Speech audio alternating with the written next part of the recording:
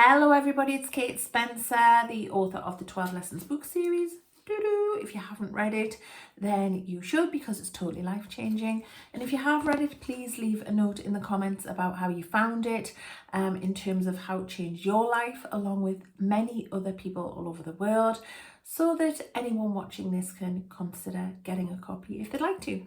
So I'm here today to talk about cords, etheric cords, energy cords, and I've got an itchy nose again. I think it's cat hair, or maybe just something that happens when I press record. So what are energy cords, or also known as etheric cords? They are cords that are between two things. So a person, so you and a person, you and a situation, you and a load of thought forms, you and a place, you and a time and place, you and an aspect of yourself. And this is important to remember, because so often we think of cords between us and someone else, and that is the most common way that they show up. But energy cords, in my experience, can attach us to pretty much anything. So throw the net a bit wider when you think of energy cords. Now, energy cords mean that the energy can flow in both directions. I've noticed I'm saying a lot, but this is me practicing at YouTube videos, so it's not going to be perfect straight away. There you go again.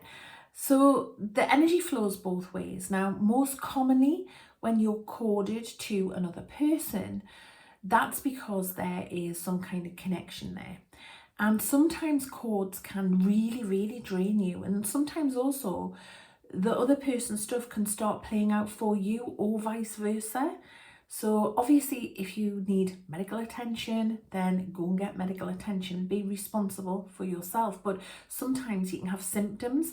I was corded to someone once and got a really bad cough because they had a cough, and it was very weird.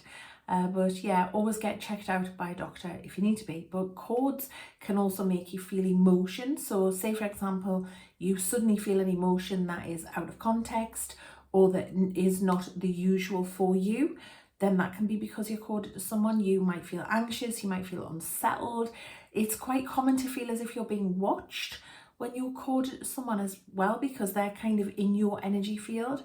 And the thing to remember about cords is they're not usually deliberate.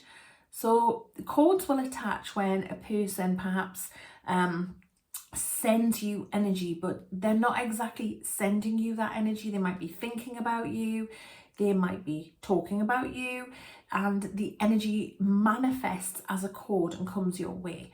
But it doesn't mean that they're sitting down doing any kind of energy work to create a cord. It's just a connection. And one of the best things that you can do is keep your vibration as high as you possibly can, because that prevents cords from attaching anyway.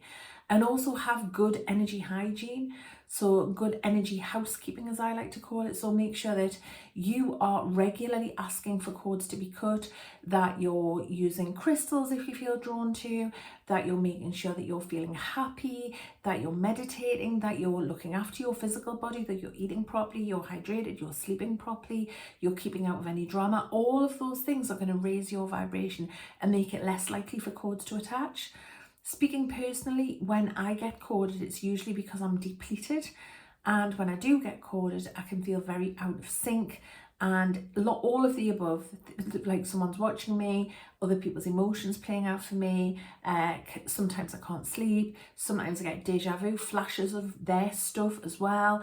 And it's just a funny place to be. I certainly don't feel like myself. I feel very out of sync. So when I do get corded, sometimes I can release them myself, and sometimes I can't, and I need to get help.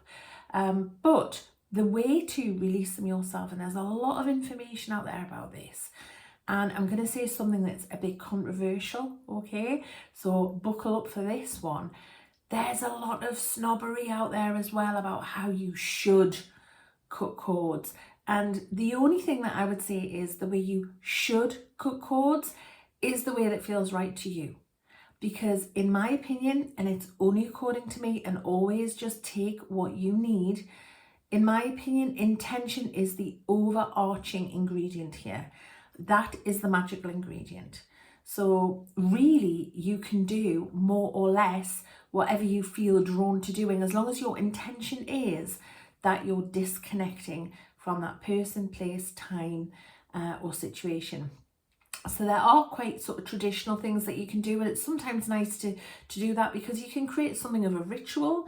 You can light a candle, you can have a salt bath, you can intend that any cords are dissolving in the water and going down the plug hole.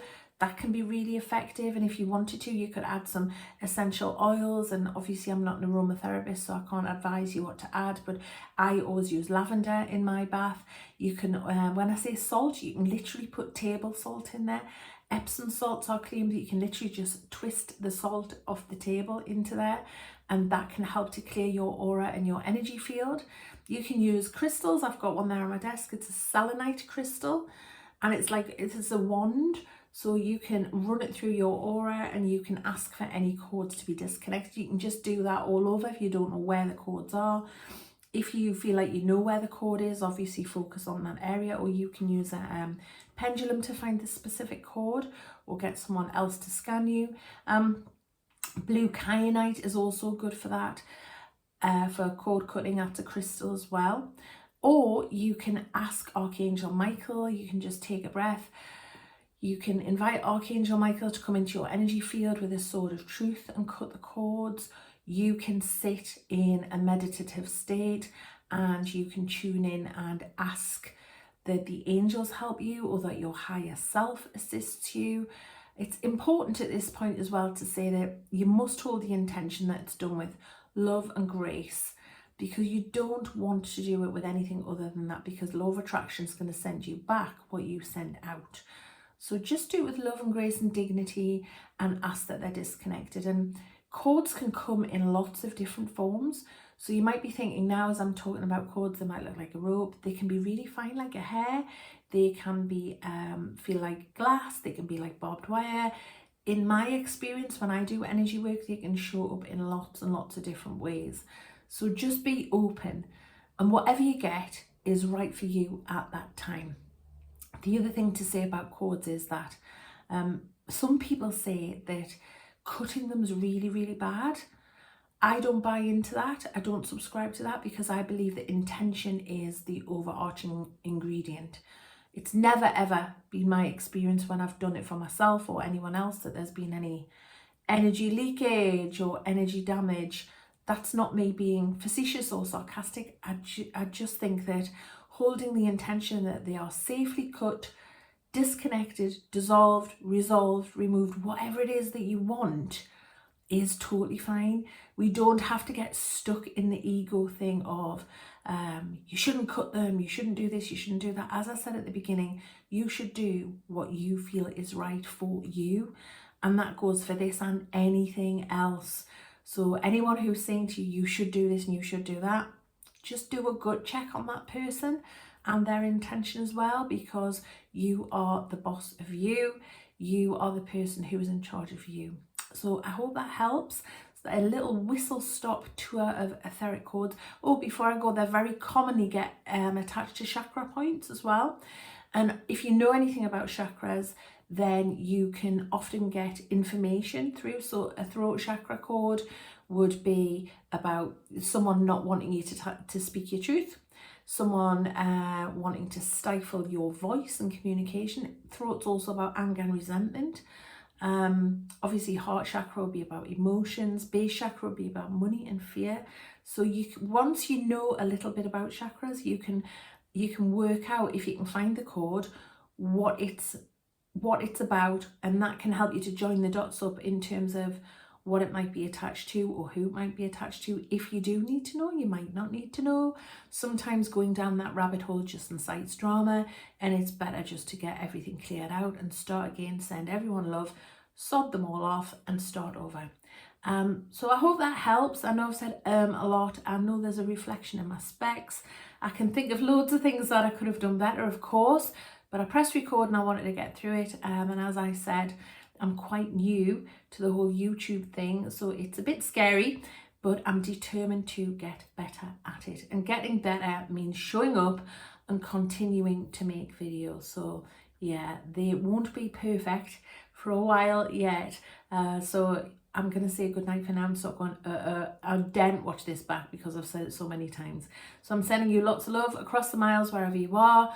Have a good morning, a good afternoon, a good evening. Please leave me a comment and a like. If you do leave a comment, then YouTube recognizes the video as one that they can recommend, and it helps me. That would be amazing. So lots of love. Goodbye, goodbye.